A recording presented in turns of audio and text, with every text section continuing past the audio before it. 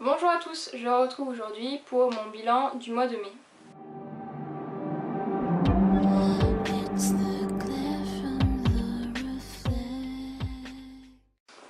Donc en mai j'ai lu 7 livres plus ma lecture en cours que je vais finir aujourd'hui, il me reste 50 pages à lire.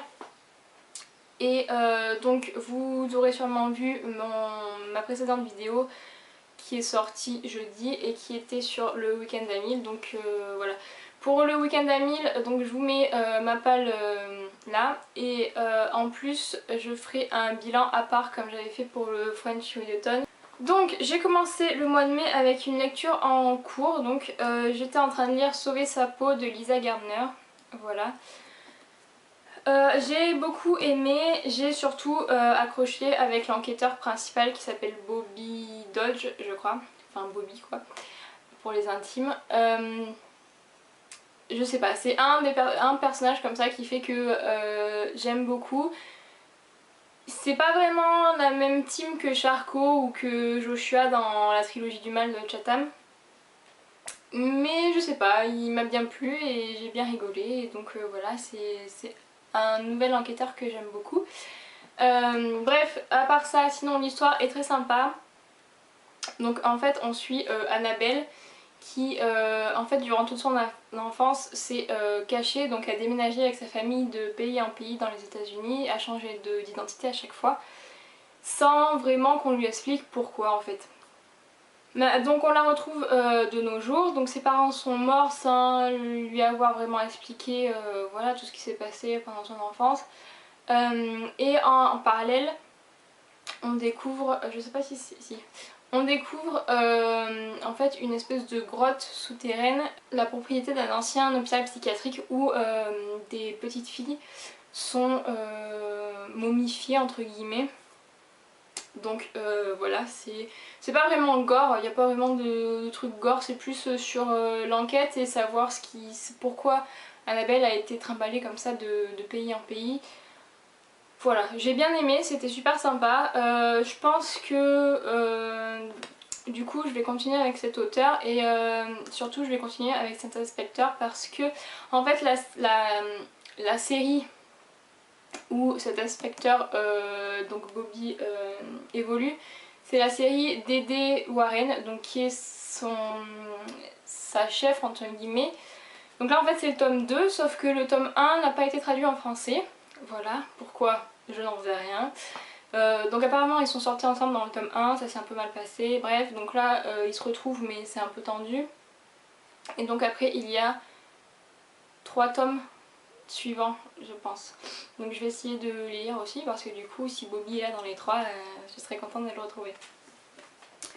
Ensuite j'ai lu Le Père Goriot de Honoré de Balzac. Qui était donc pour le challenge lire un classique tous ensemble. J'ai pas du tout accroché avec le style de l'auteur, c'est très dense. Alors vous savez, normalement moi les descriptions ça me dérange pas, enfin voilà, Maupassant, Victor Hugo c'est des auteurs que je lis sans problème, Zola aussi, mais là je sais pas, en fait c'était très dense, il y avait plein de trucs qui n'avaient pas vraiment de rapport avec l'intrigue principale j'ai trouvé. Voilà, le livre s'appelle Le Père Goriot, sauf que le Père Goriot en fait c'est juste un personnage secondaire je trouve. On s'attache, enfin on s'attache, non on s'attache pas du tout, mais on suit principalement un autre personnage qui s'appelle Étienne et, et voilà, qui m'a un peu rappelé le personnage de Belle-Amie de Maupassant, donc du coup qui veut absolument accéder à la bourgeoisie. Voilà, je suis pas emballée par cette lecture et je pense que je relirai pas de Balzac tout de suite. Donc voilà. Il est soif.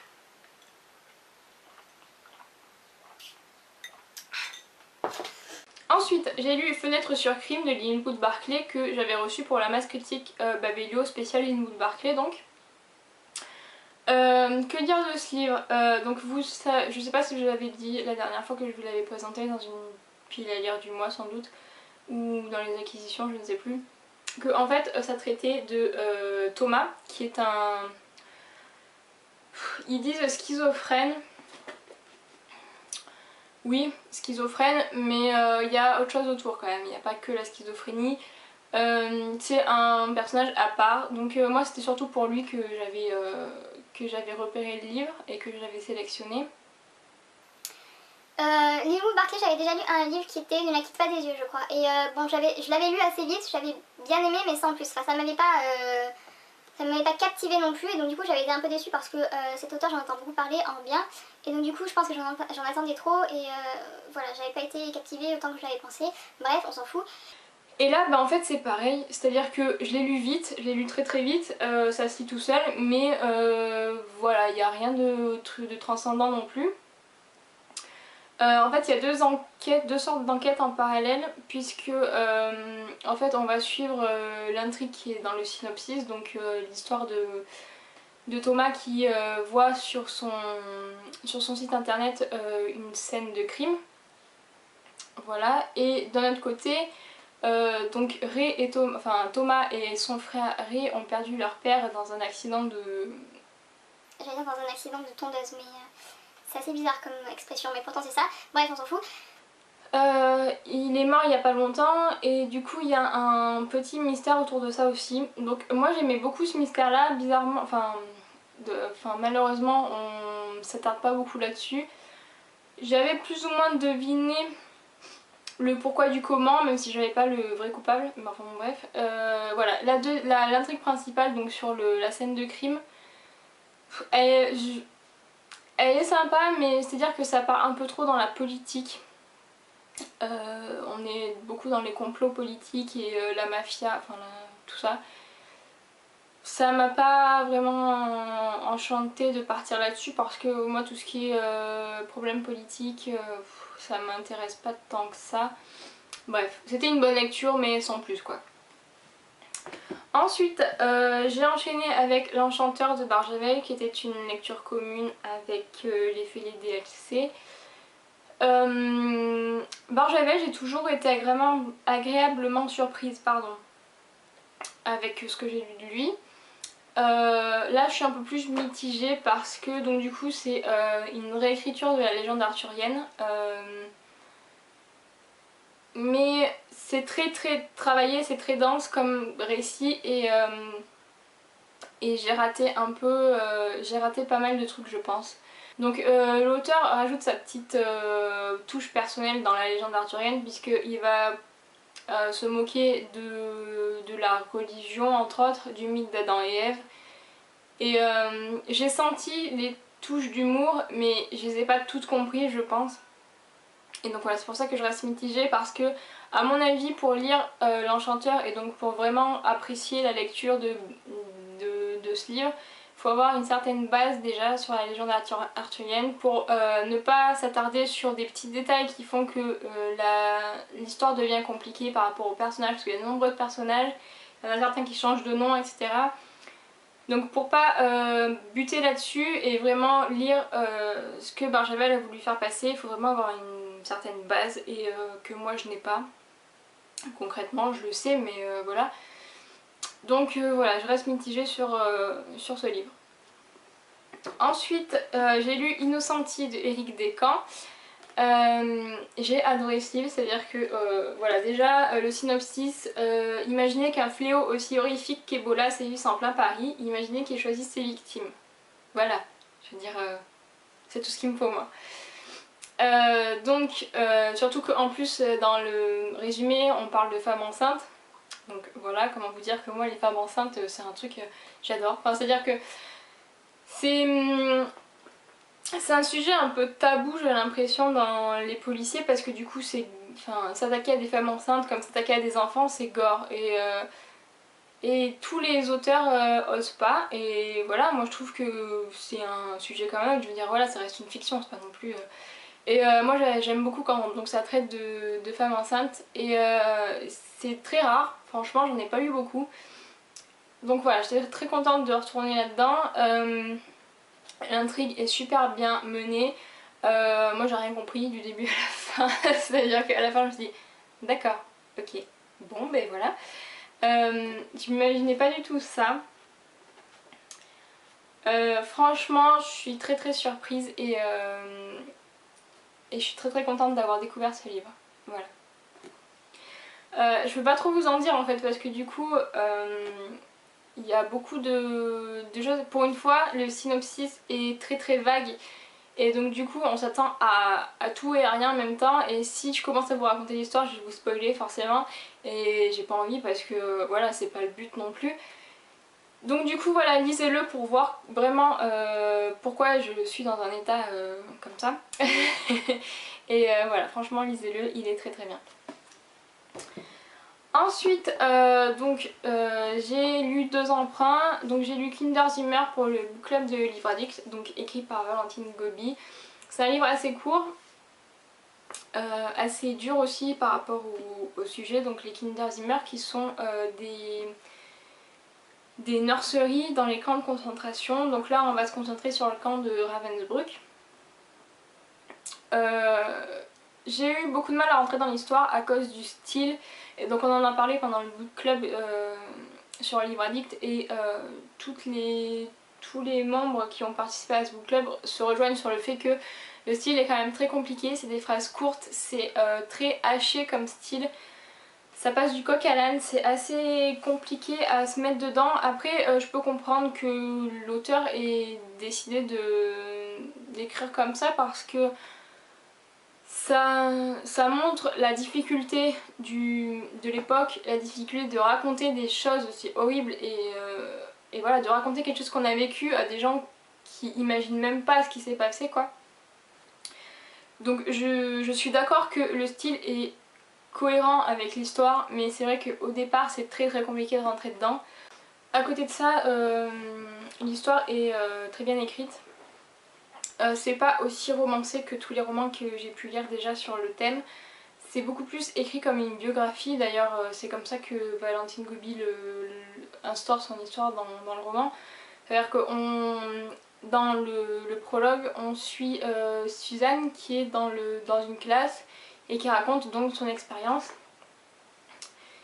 Et d'une question totalement anodine entre guillemets d'une élève, elle va se rendre compte que finalement son expérience est pas aussi précise qu'elle voudrait qu'elle soit. C'est-à-dire qu'elle se rend compte que elle découvre au fur et à mesure de sa vie dans le camp, et elle se dit voilà, je raconte ça mais finalement je le sais en l'ayant vécu, mais au moment où je l'ai vécu je savais pas que c'était ça, je connaissais pas le nom de ce qui s'est passé, je savais pas vraiment ce que je vivais, etc. Après au niveau de la Kinder Zimmer en elle-même, c'est assez peu évoqué finalement, je pensais qu'on en parlerait plus, disons que on la découvre vraiment vers le milieu du roman. Pour ce qui est du dernier tiers, parce qu'on en a parlé pendant le book club et c'est vrai que moi j'avais pas vraiment vu ça comme ça, disons que certaines personnes ont trouvé ça bizarre, il y a un retournement de situation. Moi ça m'a pas choqué, je pense que c'est crédible, ça s'est vraiment passé. Ensuite voilà, c'est vrai que du coup la situation de Mila change tout à fait, change du tout au tout. Et ça peut paraître bizarre, ça peut paraître facile, mais moi j'ai pas trouvé ça plus choquant que ça. En gros c'était une bonne lecture, mais c'est vrai que le style a été un peu perturbant au départ, mais voilà, c'est un sujet dur, c'est un sujet compliqué et je pense que c'est un livre à lire sur le sujet quoi. Ensuite j'ai enchaîné avec Nymphéas Noir de Michel Bussy. C'est un peu comme Innocenti de Rick Descamps, c'est-à-dire que voilà, on plonge dans l'histoire, on sait pas où on va, et à la fin, ben voilà, on est là, ah ben voilà, ok, d'accord. C'est-à-dire que j'ai lu 500 pages, je me suis fait plein d'idées dans ma tête, je me suis dit ouais c'est ça, et à la fin, ben pas, il te donne la réponse, c'était là, ah non mais d'accord, mais c'est pas du tout ça que j'avais prévu moi. Et voilà, c'est un roman que j'ai beaucoup aimé. Donc on suit trois personnes différentes, donc 3 femmes, donc une grand-mère très âgée, une femme quoi, qui a 35 ans je pense, je sais pas quel âge elle a, et une petite fille, à Giverny, donc Giverny qui est la ville de Claude Monet. où il a peint ses nymphéas, donc les tableaux de Nénuphar, qui sont très célèbres maintenant. Et voilà, c'est une histoire que j'ai adoré lire et ça m'avait déjà fait le même coup pour le premier livre de Bussy que j'avais lu qui était N'oubliez jamais, c'est-à-dire que à la fin, quand on a le dénouement et quand on comprend enfin ce qui s'est passé, on a juste envie de retourner au début et de tout relire en sachant vraiment qui est qui et ce qui s'est vraiment passé. Voilà, c'est une très très bonne lecture. C'est pas un coup de cœur parce que je vais être sadique, je suis méchante vous le savez, mais la fin est un peu trop joyeuse pour moi. Voilà.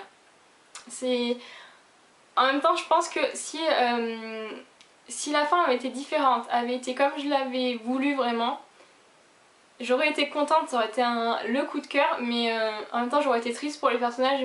Je suis déçue, enfin déçue non. C'est pas la fin que j'aurais voulu, voilà, c'est tout. C'est pour ça que c'est pas le coup de cœur, mais sinon c'est une très très bonne lecture quand même et je vous le conseille vraiment.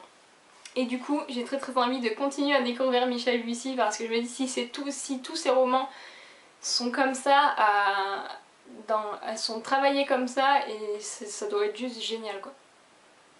Et donc ma lecture en cours où il me reste 50 pages. Vous allez me dire, t'aurais pu le finir avant de faire la vidéo, mais j'ai eu la flemme, je vous l'avoue.